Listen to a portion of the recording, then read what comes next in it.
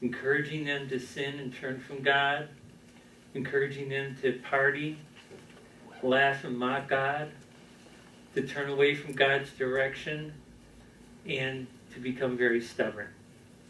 That more or less describes America, I think. Very prevalent. So we need to be aware of this. And when the people start this downward slide, they'll start seeking a God they can see.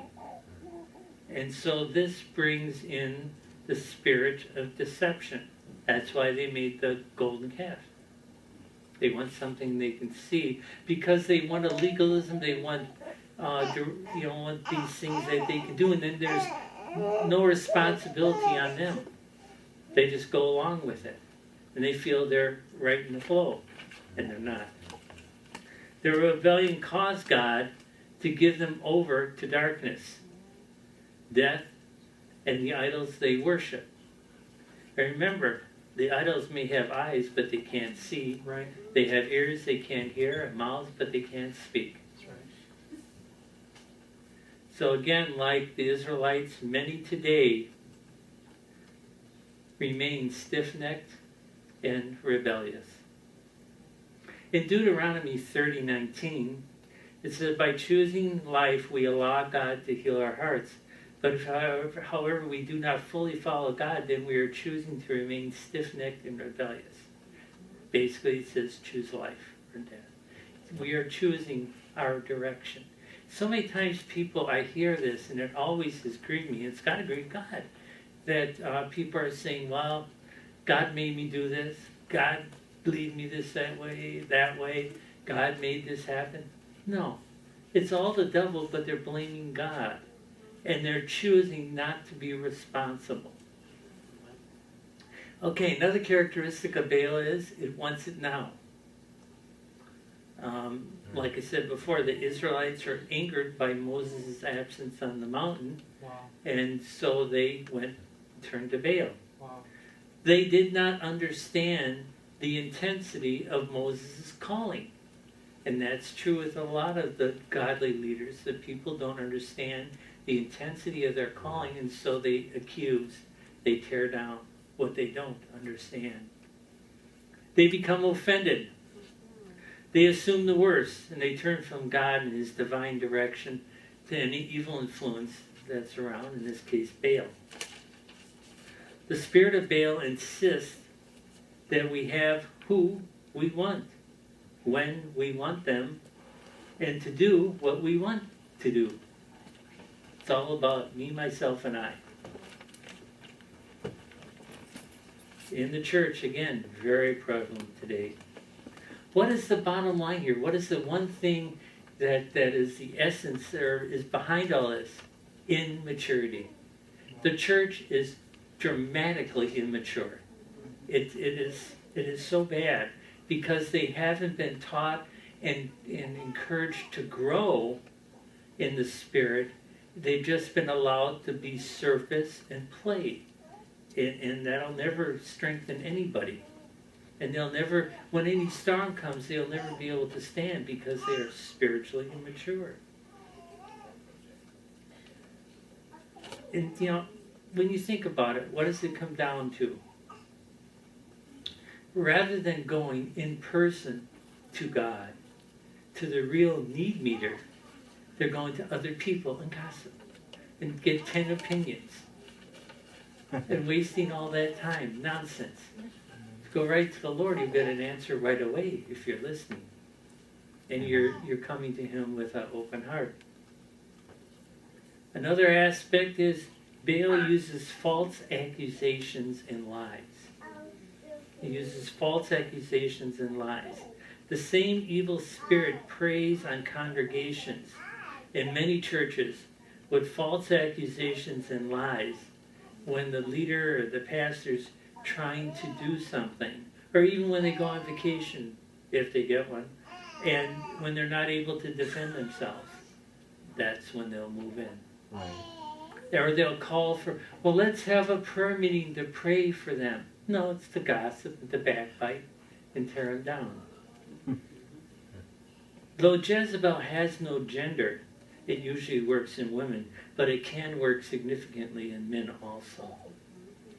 And moves easier in women because, no offense ladies, the gossip runs rampant, and so idle tongues. This provides a way for the evil spirit to gain access through jealousy, competition, and the need for attention. I think we all know people, including a lot of us ourselves, have this great need for attention, and get the attention of God. Amen. That's what's necessary. Okay, the next, Baal promotes a religious spirit. Promotes a religious spirit. Now, Jezebel had an abundance of religious zeal. Okay? In fact, she was literally, the scriptures say, the most committed evangelist known in history. Several books say this. And they say she was very zealous and religious to evangelize her whole community and convert her, or all of them, to her idols. To worship her idols. So they had idols in the temple and had high places all over the place. This is what will happen when a spirit of religion is running rampant. And it will require constant outward expressions of loyalty. A spirit of religion will require constant outward expressions of loyalty rather than an inward, heartfelt desire to serve. So, how much do we see in society where people are doing things and it's empty? But they're happy because they're doing these things. And everybody's looking at them, oh, they're doing these things. You know, well, right. And you listen to them, it's like gong, gong, gong, so empty, you know. In the same way, Jezebel was controlling. And this spirit seeks control anywhere it can. And it will use others to help it gain control and keep it. And it will tear down any religious, no, I shouldn't say religious, but godly authority structure. It'll create a religious structure that's not godly. And it will pervert the true worship of God and turn it all into rules, regulations, and laws. So then you get to the point where worship then becomes strictly tradition, and there's no real heartfelt worship.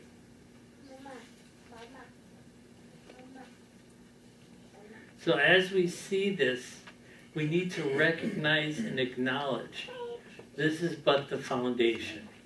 This is so critical that we get a grasp on this and that we get a hold of the fact that it is around. We need to be discerning and seeing it, not accusing, but recognizing. If we step back and really tune into the Spirit, we will see it manifesting all over, a lot of places. And it's manifesting in a lot of families. It's manifesting in workplaces as well in church. It manifests in society. And it will try to take control and to keep it. And where it can't, it will seek to destroy those it can't control. It is very jealous. Very jealous. See, envy is different. Jealousy is really a terrible, terrible, demonic thing that seeks to destroy people because they have what the person wants. And it's not an envy, it's just they don't want them to have it. It's real basic. And envy's there too, but that's not a sweetheart either. But it's where God's people are not being alert and they're not being aware. They're allowing these things. Now, when there's confrontation, there will be battles. I'm not saying that, but I'm going to continue next week and I'm going to break it down more, and then I'm going to talk about the individual gods and how to fight them. But once we get this understanding in our spirits, we're not going to give in to it. We're not going to surrender to it. We're going to stand up against it, and we're going to, like you say, draw the line in the sand and say, that's far enough. Amen? Amen. Amen. Okay.